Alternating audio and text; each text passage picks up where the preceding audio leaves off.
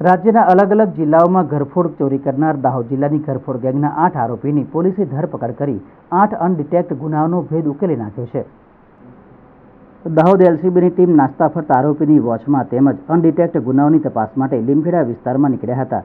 તે દરમિયાન પોલીસને બાતમી મળી હતી કે અગાઉ ગુનાઓમાં સંડોવાયેલ સોમલા કટારા તેના અન્ય સાગરીતો સાથે ઇકો કારમાં ગોધરા તરફથી આવી રહ્યો છે. જે બાતમીના આધારે એલસીબીની ટીમ વોચમાં હતી.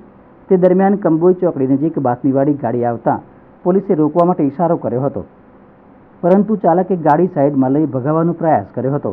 જેને પગલે પોલીસની ગાડીથી રસ્તા વચ્ચે આડશ કરી ગાડીને અટકાવી હતી અને અંદર બેઠેલા ઈસમોની તપાસ કરતા રોકડ રૂપિયા તેમજ ઘરફોડ ચોરી માટે વપરાતું ખાતરિયું નામનું હથિયાર મળી આવ્યું હતું. પોલીસે અટકાયત કરી ઘનિષ્ઠ પૂછપરછ હાથ ધરી હતી.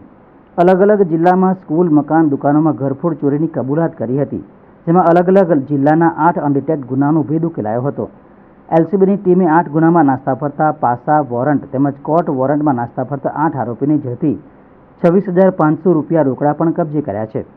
8 આરોપી વિરુદ્ધ ભૂતકાળમાં પણ અનેક ઘરફોડ ચોરીના ગુનાઓ નોંધાયેલા છે.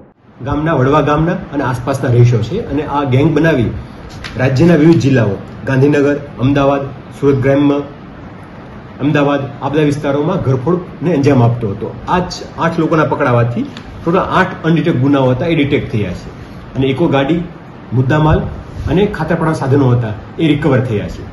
આનો ઇતિહાસ જોવામાં આવે તો 8 લોકોના મળીને ટોટલ 51 ગુનાઓ છે. 8 આરોપીઓ છે વિવિધ 18 જેટલા ગુનાઓમાં પાસાના વોરંટમાં અને અલગ અલગ વોરંટમાં નાસ્તા ફરતા હતા. તો એલસીબીની ટીમે આ કામગીરી થકી વિવિધ 18 ગુનાઓમાં નાસ્તા ફરતા આરોપીને પકડી પાડ્યા છે અને અલગ અલગ 8 અનડિટેક્ટ ગુનાઓ હતા એને પકડી પાડ્યા છે. અને હાલમાં આરોપીઓ છે એમને સુરત ગ્રામ્યના બારડોલી પોલીસ સ્ટેશનમાં જે ઘરફોડ કરી હતી ત્યાં સોંપવાની તજવીજ હાથ ધરવામાં આવેલી છે.